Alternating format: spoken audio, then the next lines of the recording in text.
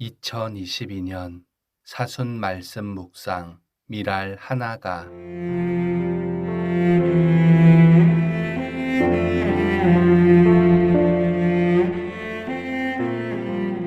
찬미 예수님, 오늘은 3월 25일 주님 탄생 예고 대축일입니다. 기도 지향. 주님의 말씀에 순종하고자 하는 마음으로 말씀을 읽어봅시다. 그와 더불어 고통받는 이들이 그들을 어루만져 주시는 예수 성심께 자신을 내어 맡겨 생명의 길을 찾도록 기도합시다. 시작 기도하겠습니다. 성부와 성자와 성령의 이름으로 아멘. 빛의 하느님, 성부와 같으시니 우리 빛을 만들어 주신 빛이시며 당신은 영원한 날이시니 밤중에 하늘을 향해 부르짖는 우리 간청을 들어주소서. 우리에게서 어둠과 어둠의 모든 불안을 거두어 주시고 피로에 지쳐 흐트러진 우리를 생기 있게 해 주소서. 그리스도님, 당신은 세상의 빛이시니 우리가 믿는 하느님이시니 이 시대의 어둠 속에서 우리는 당신께 희망을 둡니다. 온 마음으로 찬양하오니 그리스도 영광의 주님, 성부와 성령과 함께 우리를 영원히 사랑하시나이다. 아멘. 오늘의 말씀, 루카가 전한 거룩한 복음입니다. 그때 하느님께서는 가브리엘 천사를 갈릴레아 지방 나자렛이라는 고을로 보내시어 다윗 집안의 요셉이라는 사람과 약혼한 처녀를 찾아가게 하셨다. 그 처녀의 이름은 마리아였다. 천사가 마리아의 집으로 들어가 말하였다. 은총이 가득한 이여 기뻐하여라. 주님께서 너와 함께 계시다. 이 말에 마리아는 몹시 놀랐다. 그리고 이 인사말이 무슨 뜻인가 하고 곰곰이 생각하였다. 천사가 다시 마리아에게 말하였다. 두려워하지 마라, 마리아야.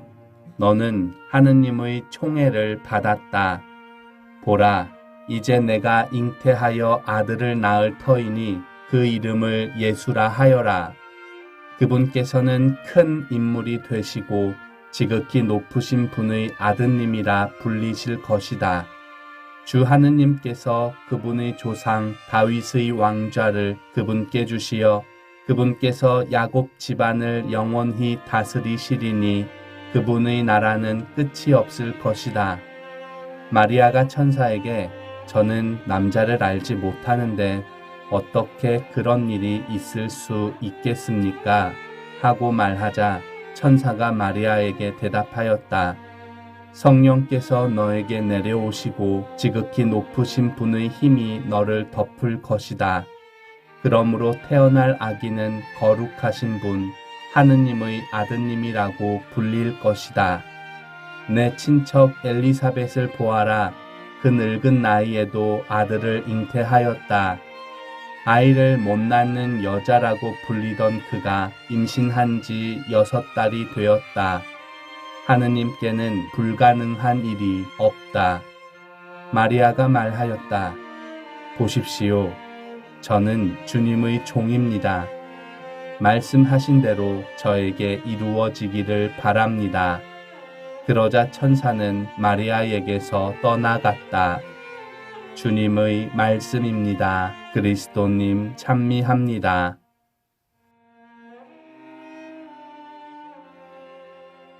묵상글 순명의 정신. 오늘 묵상글은 인천교구 박병석 요셉 신부님께서 올려주셨습니다. 대천사 가브리엘과 소녀 마리아가 나눈 이야기에 귀를 기울이다 보면 문득 하느님이 얼마나 겸손하신가 생각하게 됩니다. 하느님이 사람에게 허락받기 위해 기다리시는 듯한 느낌이 듭니다. 마리아가 이해할 때까지 대천사가 세세히 설명하고 있어서 그런 느낌이 더 드는지도 모릅니다. 하느님의 말씀을 전하는 대천사는 하느님의 말씀뿐 아니라 그분 마음속 정서도 함께 전하지 않겠습니까? 그러므로 가브리엘이 마리아에게 전한 모든 말 안에 하느님의 겸손과 섬세한 배려도 우리는 함께 느낄 수 있습니다. 성모님이 가브리엘 대천사에게 한 말씀 안에 겸손함이 드러납니다. 제가 남자를 알지 못하는데 어떻게 그런 일이 있을 수 있겠습니까? 이 말씀을 생각해 보면 하느님에 대한 깊은 신뢰가 있으나 인간적인 사고의 한계가 있으니 그 일이 어떻게 가능한지 알려달라는 의견으로 보입니다. 가브리엘 대천사의 방문을 받은 사람이 두 명인데 마리아와 엘리사벳의 남편인 즈카르야입니다. 마리아를 만나기 전 가브리엘이 세례자 요한의 탄생을 알렸을 때 즈카리아의 반응은 마리아와 달랐습니다. 무엇으로 그것을 알 수 있겠습니까? 이 말이 어떻게 느껴지시나요? 마치 증거를 요청하는 말로 들리지 않으시나요? 마리아는 어떻게, 즈카리아는 무엇으로, 노인이었던 즈카리아보다 나이 어린 마리아가 더 사려 깊고 겸손했다는 것이 말씀을 통해 드러났다는 생각입니다. 마리아의 겸손을 드러내는 또 하나의 단어는 무엇일까요? 여러분은 성모님이 하느님 뜻에 순명하고 계심을 드러내는 마지막 말씀을 익히 알고 계실 것입니다. 저는 주님의 여종입니다. 당신 말씀대로 저에게 이루어지기를 바랍니다. 마리아는 자신을 주님의 여종이라고 칭했습니다. 종은 자기의 뜻이 없는 사람입니다. 자기가 하고 싶은 대로 하지 않고 오로지 하느님의 뜻 안에서 살아가는 사람임을 밝히신 것입니다. 오늘 독서와 복음은 그리스도와 마리아가 자신의 뜻을 따르는 분들이 아니라 하느님의 뜻을 따르는 분들임을 드러내고 있습니다. 저는 제게 대하여 성경책에 기록되어 있는 대로 당신의 뜻을 행하러 왔습니다. 이 독서의 이 구절은 하느님의 뜻에 대한 그리스도의 순명을 말하고 있습니다. 여기에 마리아의 순명은 그리스도의 순명의 짝을 이루어 그 옛날 아담과 하와의 불순명을 떠올리게 합니다.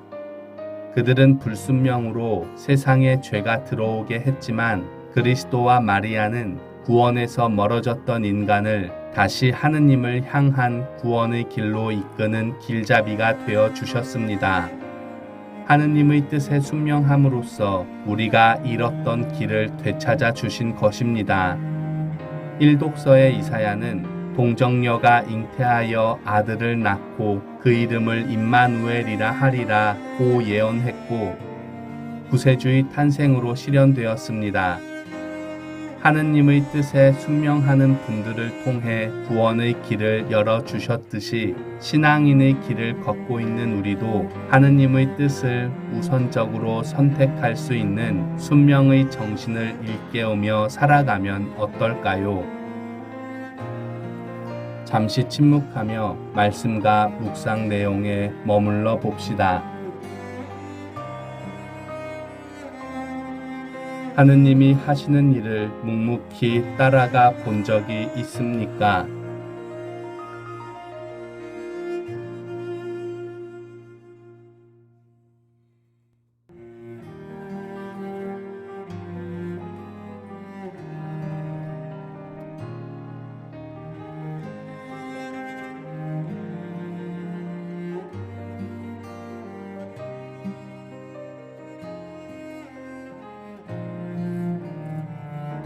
기도합시다. 주님, 내 지혜를 넘어서는 당신의 일과 계획에 제 삶을 맡길 수 있는 은총을 허락하소서.